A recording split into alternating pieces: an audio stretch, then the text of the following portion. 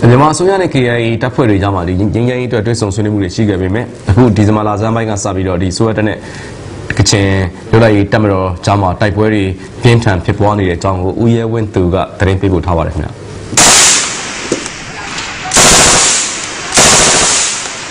ဒီဇင်ဘာလဆန်းပိုင်းကစပြီးဝိုင်းမော်မန်စီနဲ့မိုးမောက်မြို့နယ်တွေအတွင်းက KIO ထိန်းချုပ်နယ်မြေတွေမှာတိုက်ပွဲတွေအပြင်းထန်ဖြစ်ပွားနေတာပါဒီဇင်ဘာလ1ရက်နေပြီးတော့မနေ့ကရှင်းနေထိတော့ကျွန်တော်ရတဲ့သတင်းကတော့အားလုံးကတိုက်ပွဲပါ69ကြိမ်တော့ဖြစ်နေပြီဒီဖြစ်တဲ့တိုက်ပွဲတွေကလည်းပြည်မင်းခန္ဓာဖြစ်တဲ့တိုက်ပွဲတွေပါအထူးသဖြင့်တမဟာ3ဒေသကွင်းမှာတမဟာ3ဒေသကွင်းမှာတော့တိုက်ရင်15ရယ်နောက်ပြီးတော့တိုက်ရင်12ရယ်အဲ့ဒီဒေသမှာပြည်မင်းခန္ဓာဖြစ်တယ်တိုက်ရင်3ဒေသဝထောင်ဒေသမှာလည်းတိုက်ပွဲပြည်မင်းခန္ဓာဖြစ်ဝထောင်ရဲ့ဒီတိုက်ရင်3ဟိုတပ်တီရနေရာကိုသူတို့ရဖို့အတွက်တပတ်လောက်ရှိပြီသူစစ်ကြောင်း3ကြောင်းနဲ့ဝင်ထိုးရတာမျိုးရှိတမဟာ4ဘက်မှာလည်းတိုက်ရင်34ရယ်တိုက်ရင်36ရယ်တိုက်ရင်38အဲ့ဒီဒေသမှာတိုက်ပွဲတွေပြင်းထန်တယ်ခင်ဗျာဖြစ်တဲ့တိုက်ပွဲတွေပြည်မင်းခန္ဓာဖြစ်တယ်လို့ပြောလို့ရတယ်ခင်ဗျာ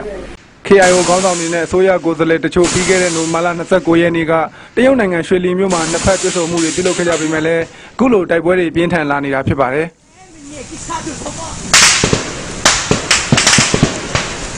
မင်းရထားကောင်းပါဦးမင်းတော့ချောရောကမစားတာ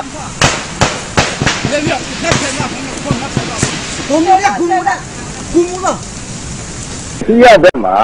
နှစ်ဖက်ဖြစ်နေတယ်လို့ကျွန်တော်သတ်မှတ်လို့ရတယ်ခင်ဗျာတစ်ဖက်ကတော့အယက်တာစီးရဆိုတဲ့ဝန်ကြီးဦးအောင်တောင်းတို့ဦးသိန်းစော်တို့နဲ့ပြီးတော့လိုက်လာပြီးတော့ပြည့်စုံနေတဲ့ဖက်တစ်ဖက်ရဲ့နောက်ပြီးတော့ဒီစစ်တပ်မှာတာဝန်ယူထားတဲ့ပုဂ္ဂိုလ်ကြီးအဲ့ဒီဖက်တစ်ဖက်ကဘယ်လိုမှဒီအစင်မပြေဘူးလို့ပဲကျွန်တော်မှတ်ယူလို့ရတယ်။ဘာကြောင့်လဲဆိုတော့ဒီတစ်ဖက်မှာဒီဦးသိန်းစော်ဦးအောင်တောင်းဖွဲ့ပြီးရနေပြီးတော့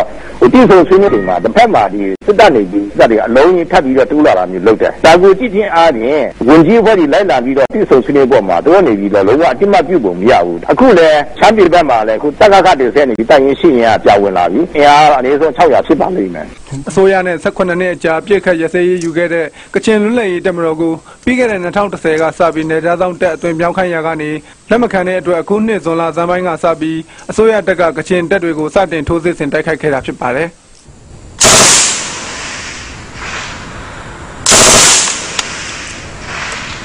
တိုက်ပွဲတွေကြောင့်ဒေသခံ2000ကျော်လောက်ထွက်ပြေးတိမ်းရှောင်နေကြပြီးမြန်မာစစ်တပ်ကရွာတွေမိရှို့ဖျက်ဆီးတာအမျိုးသမီးတွေကိုအဓမ္မပြုကျင့်တာဖမ်းဆီးချုပ်နှောင်တပ်ဖြတ်တာတွေစတဲ့လူ့အခွင့်အရေးချိုးဖောက်မှုတွေကိုလုပ်နေတယ်လို့ကချင်လူမှုရေးအဖွဲ့တွေကစွပ်စွဲပြောဆိုထားပါတယ်ခင်ဗျာကျွန်တော်ရဲဝင်းသူပါ